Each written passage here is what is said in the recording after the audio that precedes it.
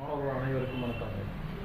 அதாவது ஜியோகிராஃபி டாப்பிக்கில் Indian railways அப்படின்ற ஒரு தலைப்பில் இந்த ரயில்வேனுடைய ஹெட் குவார்ட்டர்ஸ் மாணவர்களுக்கு சிம்ம சொப்பனமாக இருக்கிற ஒரு டாபிக். நிறைய மாணவர்கள் இதை படிக்க முடியும். மனப்பாடத்திறன் இருக்கிறவங்க மட்டும்தான் இதை கொஞ்சம் அப்படியே மனப்பாடம் பண்ணி அடிக்கிறாங்க. அதெல்லாம் தேவையே கிடையாது. இப்போ நம்ம பார்க்கறது மூலமாக 10 வருஷம் ஆனாலும் இந்த கேள்வி திரும்ப திரும்ப வந்துகிட்டே இருக்கு. கிட்டத்தட்ட ஒரு 4-5 முறை இது வந்து டிஎன்பிசியில் கேட்டுகிட்டே இருக்காங்க. அதனால கண்டிப்பாக நம்ம இதை இன்னைக்கு கிளியர் பண்ணிக்கிறோம். சரியா? வர்ற குரூப் 2ல இந்த கேள்வியை நம்ம எதிர்பார்க்கலாம். மதுலாம் ரொம்ப சந்தோஷமாடிங்க. லாஸ்ட் டைம் நம்ம பார்த்த நிறையா யூடியூப்ல இருந்து கிட்டத்தட்ட ஒரு 6-7 கேள்விகள். 6-7 கேள்விகள்லாம் சும்மா இல்லைங்க. கிட்டத்தட்ட 9-10 மதிப்பெண்கள். 9-10 மதிப்பெண்கள் லட்சக்கணக்கான பேருக்கு முன்னாடி வந்திருக்கீங்க. அப்படின்ற போது இந்த வீடியோவில் நம்ம இதை நினைக்கிறோம். முதல்ல இதை எப்படி கற்றுக்கணுன்றது சொல்கிறேன். ஃபஸ்ட்டு நம்ம இதை மறந்துடுங்க. இந்த பக்கம் பாருங்க, இதை தான் பார்க்கணும். நான் எப்படி எழுதியிருக்கிறேன்னு பாருங்க. ஃபர்ஸ்ட் என்ன பண்ணுவோம், நம்ம திசைகள் 4 திசைகள் இருக்கு. நம்மளை சொல்ல சொன்னாங்க கிழக்கு, மேற்கு, வடக்கு, தெற்கு, இப்படி தான் சொல்லுவோம். வடக்கு, கிழக்கு அப்படிலாம் சொல்ல மாட்டோம். திசைகளை பற்றி சொல்லுங்க. சின்ன பசங்க போய் கேட்டலாம், கிழக்கு, மேற்கு, வடக்கு, தெற்கு இப்படி சொல்லுவாங்க. அந்த ஆர்டரில் தான் நம்ம எடுத்துக்கணும். ஃபர்ஸ்ட் அதில் ஃபர்ஸ்ட் என்ன பண்ண பாருங்க, இந்த பக்கத்தை மறந்துருங்க. இதை மட்டும் பாருங்க. ஈஸ்டர்ன் ரயில்வே, கிழக்கு ரயில்வே. அதுக்கடுத்து பாருங்க ஈஸ்ட் சென்ட்ரல் ரயில்வே அப்படின்னு கொடுக்குறேன். அதாவது கிழக்கு மத்திய ரயில்வே. அதுக்கப்புறம் ஈஸ்ட் கோஸ்ட், கிழக்கு கடற்கரை ஓரமா இருக்கும் ஈஸ்ட் கோஸ்ட். இதோட 1வது சாப்டர் முடிஞ்சிருச்சு. நெக்ஸ்ட் பாருங்க 2ன்னு ஆகிற அதே தான். கிழக்கு அடுத்து மேற்கு, மேற்கு railway, western railway, west central railway. இங்க பாருங்க east railway, east central railway. அதுவே west railway, west central railway. அடுத்து பாருங்க 3வது chapter north railway, north central railway. அப்ப இதுல இருந்து என்ன தெரியுது, ஃபர்ஸ்ட் திசைகளை போட்டு ஒரு ரயில்வே, அதுக்கப்புறம் அந்த திசை கூட ஒரு சென்ட்ரலா மத்திய அப்படின்ற ஒரு வேற சேர்க்கணும். அப்ப east railway, east central railway, west railway, west central railway, north railway, north central railway. இதே தான் சவுத்லயும் வரும். South railway, south central railway.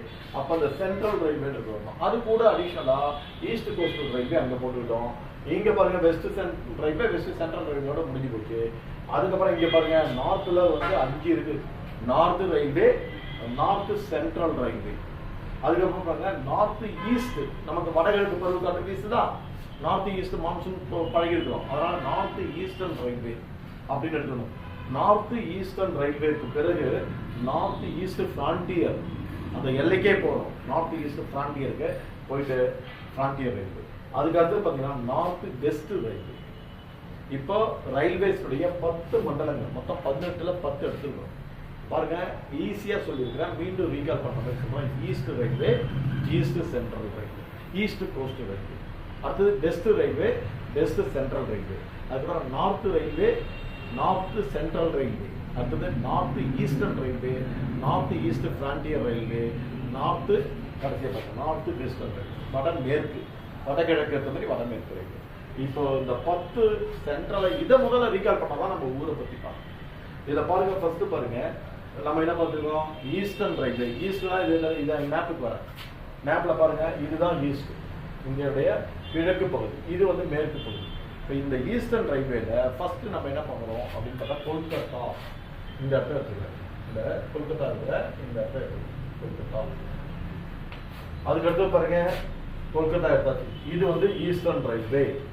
அதுக்கப்புறம் என்ன பாருங்க ஈஸ்ட் சென்ட்ரல். இந்த ஈஸ்ட்லயே ஒரு சென்ட்ரல், அதாவது ஹஜிபூர்னு இருக்கு பாருங்க. இது எங்க இருக்குன்னா பீகார்ல இருக்கு. இங்க இருக்குன்னா பீகார்ல இருக்கு.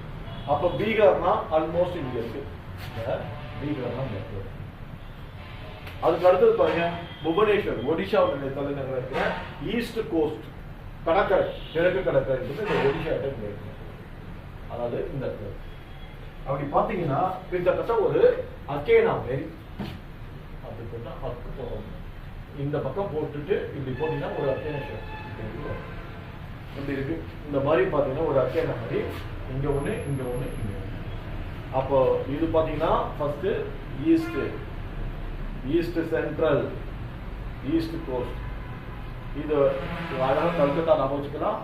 அதுக்கடுத்து பாத்தீங்கன்னா ஹஜிபூர் இன் பீகார், பீகார்ல இருக்குது. அடுத்து ஒடிஷா நடக்கிறாங்க புவனேஸ்வர். இது ஒரு பேட்டர்ன் முடிஞ்சிருச்சு. அடுத்து நம்ம பார்க்கும்போது western railway, west central railway.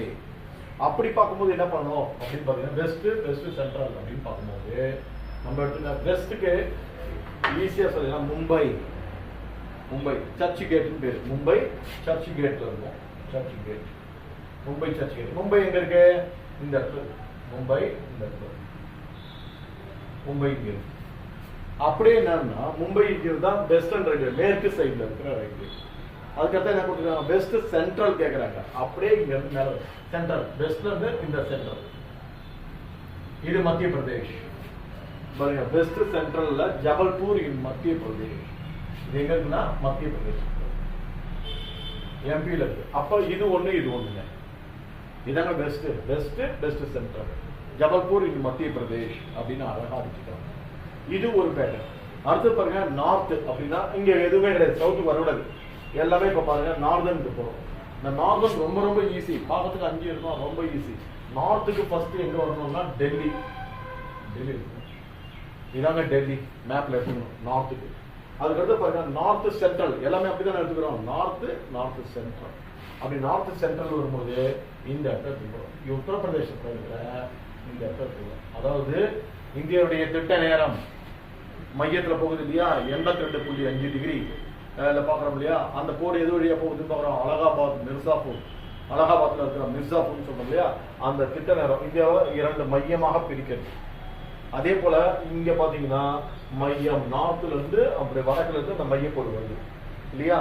இதுதான் அது எங்க இருக்குன்னு பார்த்தோம். இங்க 82.5 டிகிரி தெற்கு ரேகைன்றது அலகாபாத்ல இருக்குன்னு பார்த்தோம். அந்த அலகாபாத் தான். ஸோ அடுத்தது பாத்தீங்கன்னா அப்ப north Delhi, north central Allahabad. இப்ப அதனுடைய புதிய பெயராக பாத்தீங்கன்னா பிரயாக்ராஜ். என்னுடைய புது பெயரை என்ன வச்சிருக்காங்க? இதுக்கு பாத்தீங்கன்னா அலகாபாத் போட்டுருங்களா, இதுக்கு பிரயாக் ராஜ். சப்போஸ் அலகாபாத் கொடுக்காம பிரயாக்ராஜ் கொடுக்கலாம், அது கொடுத்தாலும் பிரயாக்ராஜ். இது வந்து நார்த் சென்ட்ரல் சொல்லிட்டாங்க. அடுத்து நார்த் ஈஸ்ட் என்ன கேட்கறாங்க? நார்த் ஈஸ்ட்னு ஒன்று கேட்கறாங்க. அது பாத்தீங்கன்னா கோரக்பூர், அதுவும் இங்கதான் உத்தரப்பிரதேசத்திலே இருக்கிற நார்த் ஈஸ்ட். உத்தரப்பிரதேஷ் தான், இதுவும் உத்தரப்பிரதேசம், யூபி தான். அலகாபாத்தும் யூபி தான், இதுவும் யூபி தான்.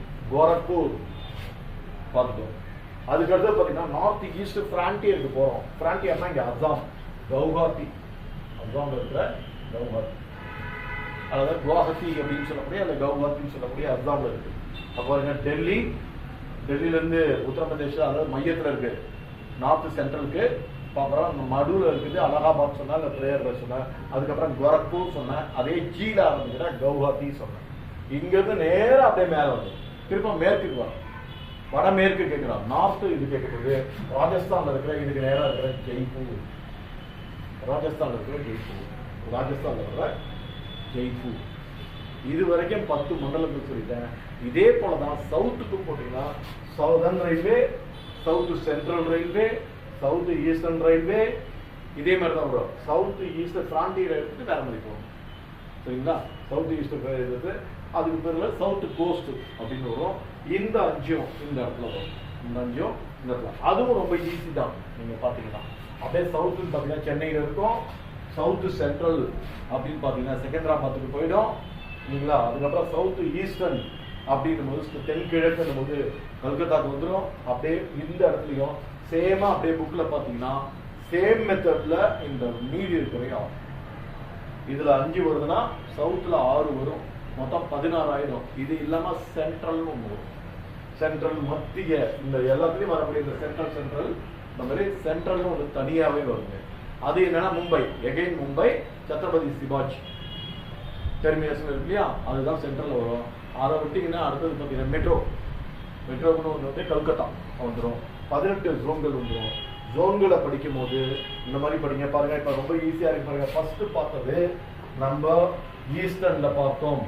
நான் மீண்டும் சொல்றேன், ஈஸ்டர்ன்ல அழகா சொன்னேன். ஈஸ்டர்ன்ல ஈஸ்டுக்கு கல்கத்தா பார்த்தோம். ஈஸ்ட் சென்ட்ரல் அப்படின்னும் போது ஹஜிபூர் இன் பீகார் சொன்னோம். பாருங்க, ஹஜிபூர் இன் பீகார் சொன்னேன். அடுத்தது பாத்தீங்கன்னா அக்கேனா மாதிரி ஒடிஷாவுடைய புவனேஸ்வர், ஈஸ்ட் கோஸ்ட்டுக்கு புவனேஸ்வர் போட்டுக்கிட்டோம். அதே மாதிரி பாத்தீங்கன்னா இங்க பார்க்கும்போது வெஸ்டர்ன்ல பார்க்கணும். வெஸ்டர்னுக்கு மும்பை போட்டோம். வெஸ்ட் சென்ட்ரலுக்கு அப்படியே மேல போய் மத்திய பிரதேசத்துல போட்டோம். இல்லையா? மத்திய பிரதேசத்தில் அழகாக ஜபல்பூர் இன் மத்திய பிரதேஷ் போட்டோம். இது ஒரு பேட்டர்ன் போட்டோம். அடுத்தது பாருங்க, இங்கே ஒரு புள்ளி வச்சோம், இங்கே ஒரு புள்ளி வச்சோம், இங்கே ஒரு புள்ளி வச்சோம், இங்கே ஒரு இந்த ஒரு புள்ளி வச்சோம், ஃப்ராண்டியர் ஒரு புள்ளி வச்சோம். இது ஜெய்ப்பூர் சொன்னேன், இது டெல்லி சொன்னேன், இது பிரயாக்ராஜ் அல்லது அலகாபாத் சொன்னேன், அதுக்கப்புறம் கோரக்பூர் அண்டு கவுஹாத்தி சொன்னோம்.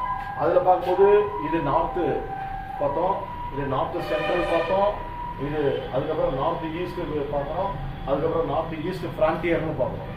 North east frontier north west பார்த்தோம்.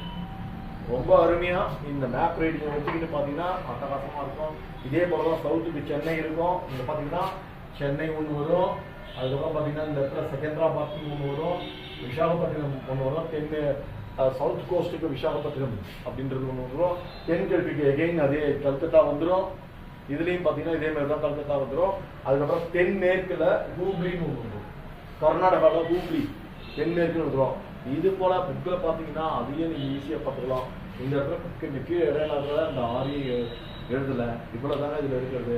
இதை மாதிரி படிச்சுக்கிட்டீங்கன்னா அட்டகாசமாக நீங்கள் இதில் ஈஸியாக பாஸ் பண்ணலாம்.